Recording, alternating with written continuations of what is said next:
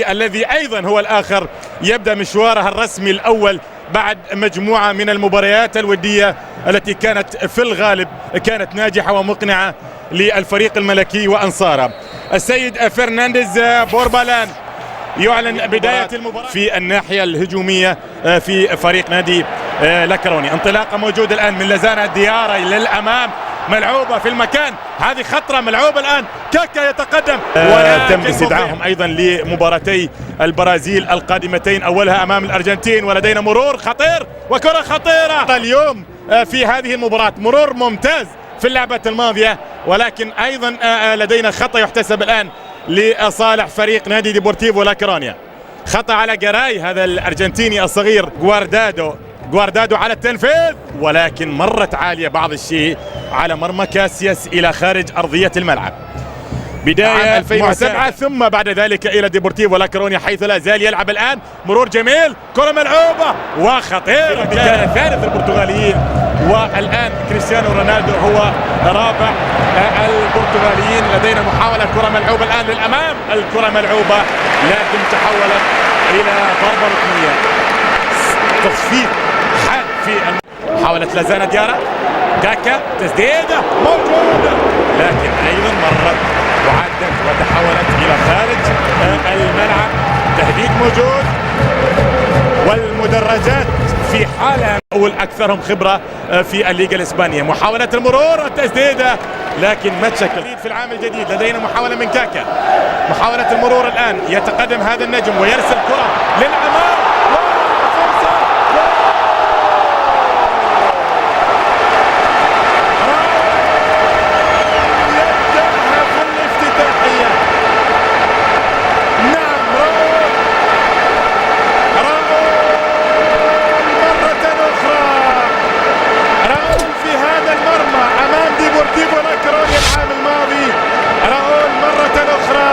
لكن من وين بدت؟ من وين بدأت؟ من كاكا من بين قدمي المدافع. هو شايف كاكا من بين قدمي المدافع، مرة وكرة عالية وللأمام، محاولة بالراس، راس حلوة ملعوبة على المرمى من كريستيانو رونالدو، لكن مرت هكذا وتحول. أفضل اللاعبين في أمريكا الجنوبية يأتون إلى أوروبا. كرة ملعوبة، جول! ابن مدريد، ابن فريق ريال مدريد يسجل في مرمى ريال مدريد، وبالتالي 1-1. ريكي هو الذي تقدم بالراس تقدم وبالراس تعادل، وبالتالي طبعا بعد ذلك تقريبا يضع 5 لاعبين في خط الوسط. لدينا محاولة مرور الآن مرور جميل، لكن بعد الدولي ولدينا نيستلروي وهذه الأسماء العائدة من الإصابة، ولدينا محاولة من كاكا ولكنها تحولت بعد ذلك إلى حارس المرمى. يحاول كاكا بول الإنجليزي مقابل 4 مليون يورو. هذه كرة ملعوبة ذكية وحلوة، حكم المباراة ماذا يحتسب؟ يحتسب ضربة جزاء، نعم هكذا تشوف. الأولى ممكن مع الفريق الملكي للأغلب في تاريخ كرة القدم. رونالدو على التنفيذ،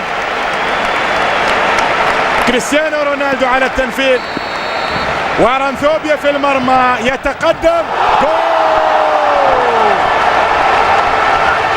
جول هو الثاني لريال مدريد، هدف ثاني، لكن الأول لكريستيانو رونالدو رسميا مع الفريق الملكي. هذه الأسماء وهذه المبالغ المدفوعة من أجل أن يشاهد محبي الريال مثلا فريق بطل للدوري الإسباني أو لدوري الأبطال. كرة ملعوبة وخطيرة، ويبدو أن الوضع الآن بعد 37 دقيقة على بداية شوط المباراة الأول أصبح صعبا بعض الشيء على الفريق الضيف الذي كان متماسك.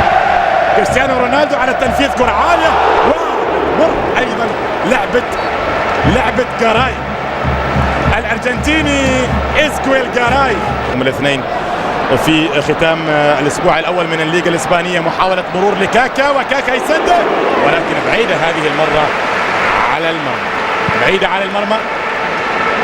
شوف ريال مدريد في عرضه غالبا ما تكون الافتتاحيات ناجحه، غالبا ما تكون ضربات البدايه المباراه الاولى الاسبوع الاول الافتتاح على ارضه غالبا ما تكون الامور ناجحه. بطولات لدينا محاوله كره ملعوبه الان، يا سلام يا سلام من راؤول اللي هو فايق ورايق، والكره الماضيه ملعوبه ايضا لكن تحولت الى الخارج من رقم 19 لكن اصبح الان الرقم 11.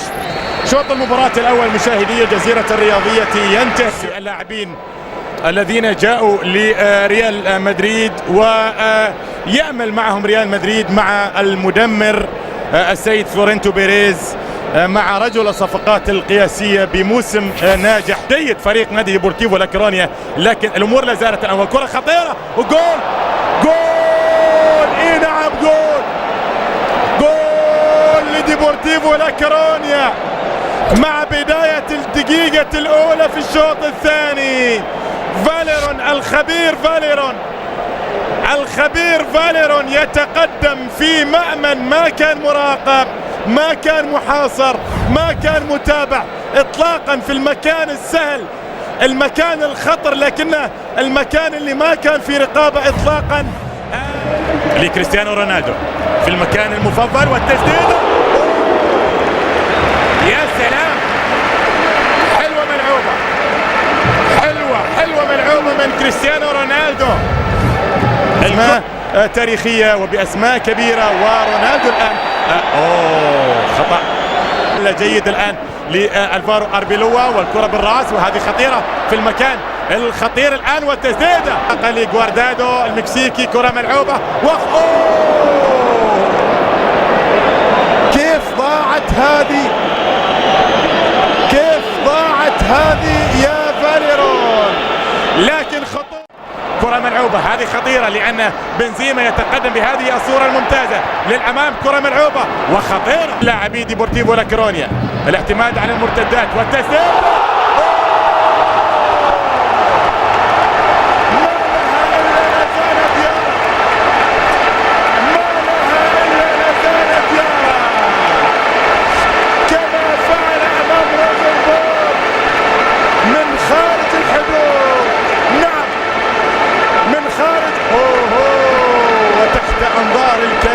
ستيفانو وتحت انظار الكبير دي ستيفانو القوية بالمهارات الفردية يحلون مشاكل. لدينا محاولة وتشابي الونسو والكرة مرة اخرى والمتابعة والفرصة